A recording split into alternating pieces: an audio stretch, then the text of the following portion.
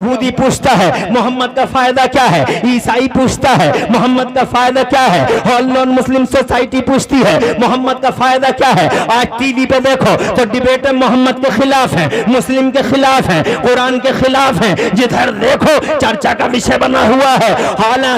हालांकि एक दिन मुझे भी रोना आ गया, या अल्लाह कैसे दौर में हम आ गए हैं कि हमारी हर चीज पर एतराज होता है, हमारे नबी पर एतराज है, हमारी कौम पर एतराज है, हमारे इस्लाम पर एतराज है, हमारे कुरान पर एतराज है। चारों तरफ क्रिटिसाइज होता है कुरान पर, चारों तरफ तनकीद होती है इस्लाम पर, चारों तरफ हवाएं चल रही हैं, मुस्तफा जाने रहमत पर क्रिटिसाइज होता है। एक दिन मेरी भी आंखों में आंसू आ गए बहादुरगंज वालों, तो कैसी मुसीबत की घड़ियों में हम आ गए, क्या संकट का समय है कि हम पर ही एतराज होता है। मगर दूसरे ही पल मेरे जमीर ने झंझोड़ के मुझसे कहा, इमरान हनफी अगर तेरे नबी पर एतराज होता है, तेरे कुरान पर एतराज होता है, अगर तेरे इस्लाम पर एतराज होता है, अगर तेरी कौम पर एतराज होता है, तो इसमें रोने की क्या बात है, तुझे तो खुश होना चाहिए। क्या तुझे पता नहीं है कि जिस पेड़ पे फल ज्यादा होते हैं उसी पेड़ पे पत्थर भी ज्यादा मारे जाते हैं। जरा जोर से कहो सुभान अल्लाह। जिस पेड़ पे फल ज्यादा उसी पे पत्थर भी ज्यादा। इसीलिए यहूदियत को आज कोई क्रिटिसाइज नहीं कर रहा है, ईसाइयत को कोई क्रिटिसाइज नहीं कर रहा है। ये इज़्म वो नजरिया, ये इज़्म वो नजरिया, ये मजहब वो कौम, ये समुदाय, फला सब, फला भाग, फला खित्ता, कोई अंडर तनकीद नहीं है। मेरा मुस्तफा इसलिए है कि पूरी दुनिया में अगर कोई फल वाला रसूल है तो मेरा मोहम्मद रसूलुल्लाह है। इस्लाम को इसलिए तनकीद किया जाता है कि पूरी दुनिया के पर्दे पे अगर कोई फल वाला धर्म है तो मोहम्मद रसूलुल्लाह का धर्म मजहब इस्लाम है। और अगर दुनिया में कोई फल वाली किताब है तो खुदा की कसम वो अकेली कुरान शरीफ जैसी किताब है। और अगर कोई फल वाली कौम है, वाह वाह, नारे तकबीर, नारे तकबीर, नारे रिसालत, नारे रिसालत। मुफ्ती इमरान हनफी साहब किबला, मुफ्ती इमरान हनफी साहब किबला, मौलवी कायनात कॉन्फ्रेंस, मौलवी कायनात कॉन्फ्रेंस, इस्लाम, इस्लाम, कुरान। आबाद रहें आप, सरशब्दो शादाब रहें आप। अभी जी तो नहीं भरा आपका, अभी जी तो नहीं भरा है, तो जनाबे वाले कैसे जवाब देंगे इस दुनिया को? आप कैसे कहेंगे? जब कोई दुनिया वाला तुमसे पूछेगा तुम्हारे नबी का क्या फायदा है तो क्या बताओगे? ये बताओगे कि जब तक नबी नहीं आए थे, जोर से, समाज तो था मगर विकसित समाज नहीं था।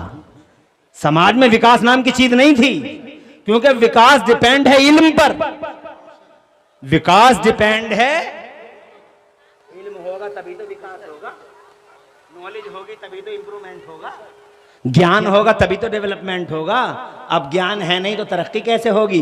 तो ज्ञान नहीं था इसी वजह से माइक न बन सका, ज्ञान नहीं था इसीलिए बिजली न बन सकी, इल्म नहीं था इसीलिए ट्रेन न बन सकी। क्योंकि अल्लाह की मर्जी ये थी कि अभी मैं जनता के बीच में इल्म को आम नहीं करूँगा। अभी मैं आम बात सुनने से ताल्लुक़ रखती है। तुम बताओ दुनिया को, और हिस्ट्री का सबूत दिखाओ, हिस्ट्री का सबूत कि लोग तो थे मगर तरक्की क्यों नहीं कर पाए? इसलिए कि इल्म नहीं था उनके बीच में। और इल्म क्यों नहीं था उनके बीच में? इसलिए नहीं था इल्म उनके बीच में क्योंकि अल्लाह की मर्जी ये थी कि अभी मैं इल्म को आम नहीं करूंगा, मैं पहले जमीन के पर्दे पे अपने महबूब मोहम्मद रसूलुल्लाह को भेजूंगा। पहले मेरा मोहम्मद आएगा, बाद में इल्म का उजाला फैलाया जाएगा। पहले मोहम्मद फिर इल्म का उजाला, पहले मोहम्मद फिर विकास, पहले मोहम्मद फिर तरक्की, पहले मोहम्मद फिर डेवलपमेंट, पहले मोहम्मद फिर रोशनी, पहले मोहम्मद फिर क्रांति, पहले मोहम्मद फिर रेवोल्यूशन, पहले मोहम्मद फिर परिवर्तन। यही वजह रही कि अल्लाह ने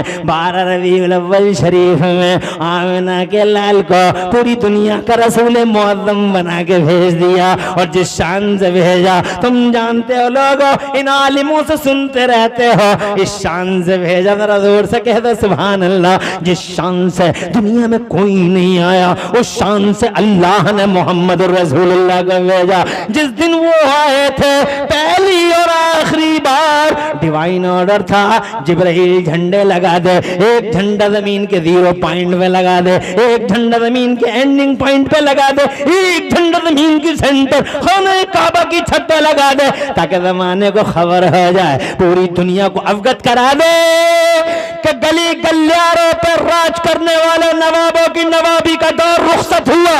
अब वो सुल्तान तशरीफ ला रहा है, जो एक गली में नहीं, अरब के किसी मखसूस खित्ते में नहीं, बल्कि अरब पे, अजम पे, समंदर में, खुश्की में, तरी में, जंगल में, मंगल में, आबादी में, वीराने में 150 साल नहीं बल्कि क़यामत तक अब अगर किसी का राज चलेगा तो मेरे मोहम्मद का राज चलेगा, ताज सजेगा तो मोहम्मद का, झंडा उठेगा तो मोहम्मद का, डंका बजेगा तो मोहम्मद का। बरेली वाले कहते हैं मैं तो मालिक ही कहूंगा कि हो मालिक के हबीब, यानी महबूब मुहिम मैं नहीं मेरा तेरा।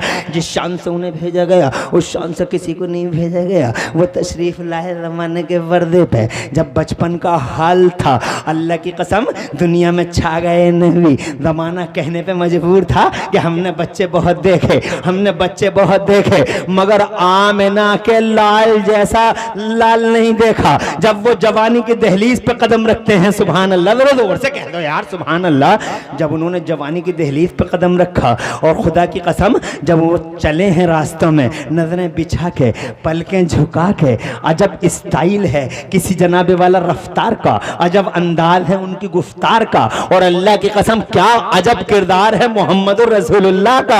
अरे लोगों की जाने ले ली रफ्तार ने, लोगों की जाने ले ली किरदार ने, खुदा की कसम लोगों की जाने ले ली उनके अंदाज़े गुफ्तगू ने। जरा जोर से कह दो, जिसने एक बार मुस्तफा जाने रहमत का चेहरा देख लिया, अल्लाह की कसम वो उन्हीं का हो क्या रह गया। जरा तड़प के कह दो सुभान अल्लाह।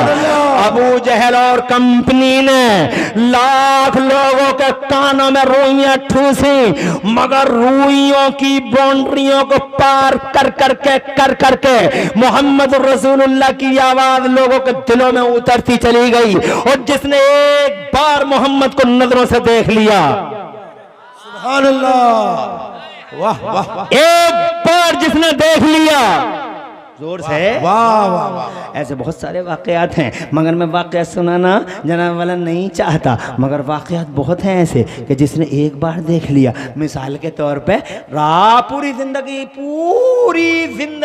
पूरी होल लाइफ मुस्तफ़ा को सताती रही, रास्ते में कूड़ा डालती रही। तुम सुनते रहते हो, डालती रही, सताती रही, अजियत देती रही, मुसीबतें देती रही, मुस्तफ़ा के रास्ते में कांटे बिछाती रही।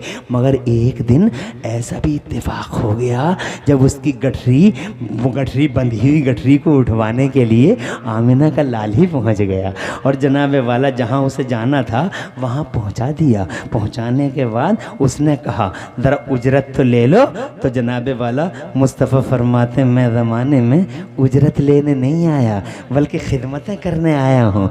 कहा बहुत अच्छे नौजवान हो तुम, किसके बेटे हो तुम, किसके लाल हो तुम, ऐसा जवान तो मैंने देखा ही नहीं है। कौन सा शिकम है जिस शिकम से तुम दुनिया के पर्दे पे तशरीफ़ लाए हो, अपने बाप का नाम तो बता दो। कहा अम्मा आम खाली गुडलियाँ गिनने से क्या मतलब है। कहा बेटे सारी ज़िंदगी मेरे दिल को कचोके मारता रहेगा ये सवाल कि वो नौजवान कौन था, किसका बेटा था, किसका जाया था, किसके जिगर का टुकड़ा था। मैं क्या जवाब दूंगी उस ज़मीर को, जवाब तो दे दे, आखिर तू है कौन। तो जनाबे वाला कहने लगा वो नौजवान कि माँ जिस मोहम्मद की वजह से तूने मक्का छोड़ दिया, वाह वाह वाह, सुभान अल्लाह, जोर से बोलो, सुभान अल्लाह, और जोर से बोलो, जिस मोहम्मद की वजह से तूने मक्का छोड़ दिया, जिस मोहम्मद से तू मुझे डराती है, जिस मोहम्मद से तू बचाती है, जिस मोहम्मद की वजह से तेरे झूठे ख्याल में मक्का उड़ने वाला है, लात का तूफान आने वाला, उज्जा की आंधी आने वाली है, मक्के की ईंट से ईंट बजने वाली है, जिस मोहम्मद की वजह से कयामत टूटने वाली है, तेरे ख्याल में वही अब्दुल्ला का बेटा और आमिना का लाल, वही मोहम्मद तेरी नजरों के सामने खड़ा है। ऊपर की सांस से ऊपर, नीचे की नीचे का बोल, तू ही मोहम्मद है का हम ही मोहम्मद हैं का? अगर तू ही मोहम्मद है तो फिर तू झूठा नहीं हो सकता। हाथ बढ़ा दे और अपनी अम्मा को भी कलमा पढ़ा दे, जरा जोर से कह दे सुभान अल्लाह। जिसने एक बार देखा वो देखता रह गया मेरे मुस्तफा को, जरा तड़प के कहो सुभान अल्लाह। अब लगे हाथों, 1 मिनट और चाहूंगा, इजाजत है? हाथ उठा के मचल के कहो सुभान अल्लाह। माशाअल्लाह, तुम्हारे उठे हाथों की अल्लाह लाज रख ले और तुम्हारे घरों में अल्लाह बरकतें अता फरमाए। मैं तुम्हारे चेहरे भी पढ़ता रहूँगा, बहुत ज़्यादा सताऊंगा नहीं तुम्हें बहुत, मगर आज मेरा मौजू बड़ा प्यारा है और इतना प्यारा मेरा मौजू है कि अगर मैं 2 दिन तक भी गुफ्तगू करता रहूँ तो नबी के ग़ुलाम जाने का नाम नहीं ले सकते। नबी के जो ग़ुलाम